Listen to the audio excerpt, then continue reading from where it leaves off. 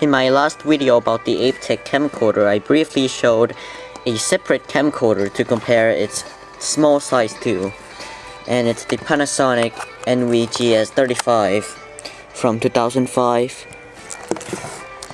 And I'm currently charging the battery right now because when I got this from the Thrift store, it also came with a battery and a charger. So I'm charging it right now, and yes, it does hold a charge, as you can see down there.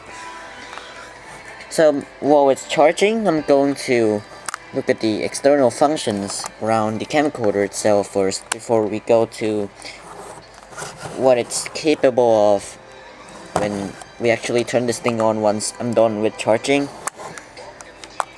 So right off the bat, you can see the LCD screen right here, and if we open it up, it's actually a decently sized LCD screen, about an inch. And here's the SD card slot for taking still images. I'm pretty sure it only supports normal SD cards, not SDHC or above. And here we have the battery insertion section where the battery contacts are, and also the S-video port, which if you want to use this with your TV or VCR, you would have to use an AC adapter with this camcorder to simultaneously use the S-video output from this camcorder to your devices. And here we have the recording button for starting and stopping the recording, and the mode selecting button. Right now it's on video taking mode. This one's for video playback, photo taking, which takes photos to SD cards as I mentioned earlier, and photo preview mode and computer mode. And then up here we have the menu button, the quick start button, and the light button, which is here for taking images or videos in dark places, and also the off and on button. And up here we have the servo zoom lever for wide and telephoto, and the photo shot, which is for taking still images. And last but not least, here's the focus button for switching between autofocus and manual focus, and also the tiny reset lever. And here's the cassette compartment.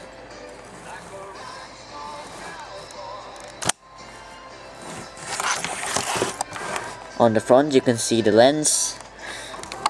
It has 30 times optical zoom and a stereo microphone too.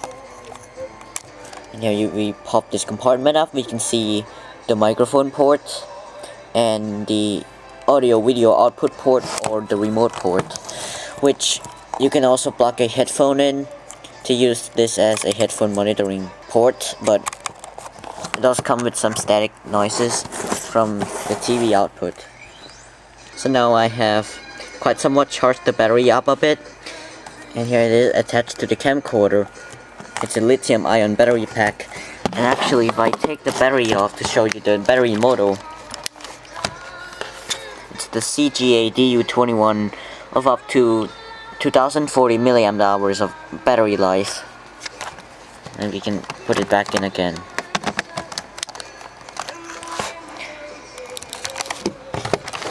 And we can finally turn this thing on. Just have to push this here and go there. That turns on. And I also forgot to mention earlier that there's also a viewfinder here, and it can also pull out like this, which you can use it when you close the LCD screen. See in there, or when you also have the LCD screen open but you flip it facing forward, and you can see inside the viewfinder. And yes, my lens cap is not closed, so unfortunately I think it's either a stuck iris problem, or either that the image sensor in this camcorder is dead, because when nothing comes through the image sensor to the LCD screen or the viewfinder at all, well, that's unfortunate. It also has this lever above which you can pull to this side, so that you can make the screen in the viewfinder face forward, so you can see it even easier than before. Let's go to the menus. I'll click it, and there's the menu button. There's basic, advanced, setup, language, and there's just 4 options. Let's go to basic first. We have scene mode, recording speed, which is set to LP. I'm gonna set that to SP. There's blank search with searches for a blank part of the tape for you to record on. Wind cut, clock set.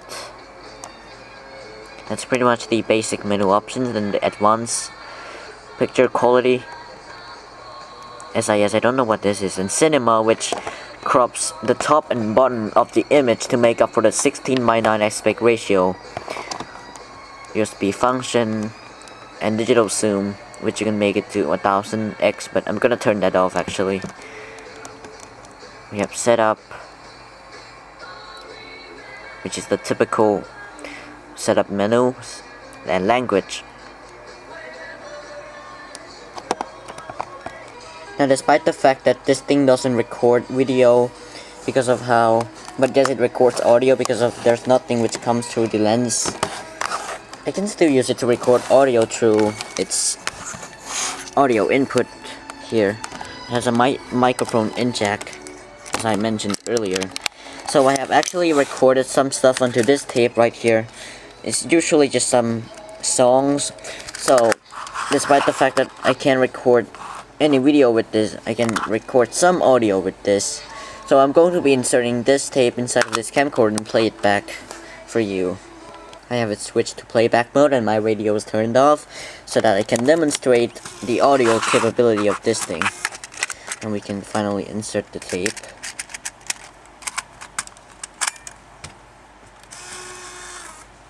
We can close this compartment. And I have actually wrote it to about 42 minutes. I recorded some songs on here, so I'm going to play it for you.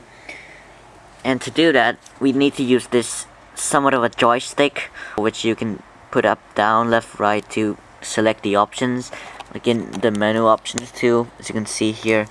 Because if I do like this, put down, just goes down like that. So you just have to put some weight on it.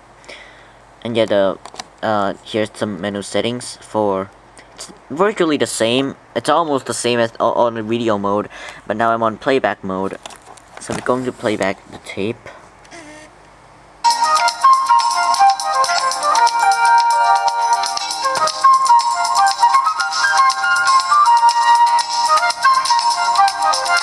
And here's the speaker.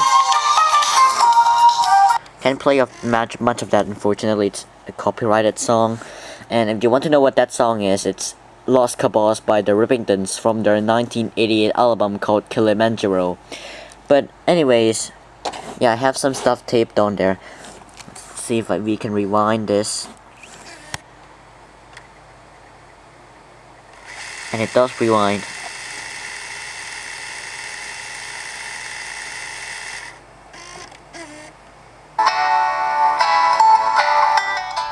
And if we fast forward,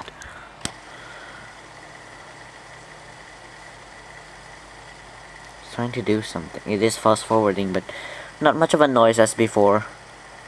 So yeah, the tape mechanism works. So even if I can't use this thing to record video, I can definitely use this to play MiniDV tapes back and properly transfer them to my older computers through the FireWire port, which I also did not mention earlier, is down here. There's the FireWire 400 port. And now some people might want to use the AV output jack of their camcorders to convert video onto their computers. But sometimes when you do that with MiniDV, it's not really the correct way, because MiniDV is digital, and if you're doing that over an analog cable, it means that you are converting the analog signal that is being output from a digital camcorder back to digital again, meaning that you will lose a significant amount of video quality from doing that. So your best option is to use FireWire connected to an old computer with a FireWire port and use WinDV to properly transfer it to your computer.